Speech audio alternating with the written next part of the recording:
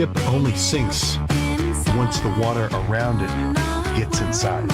There's nothing in the world that can make you upset. There's nothing in the world that can put you in a bad mood. There are just things that happen all around you, and then it's kind of up to you to let them, kind of upset your internal zen.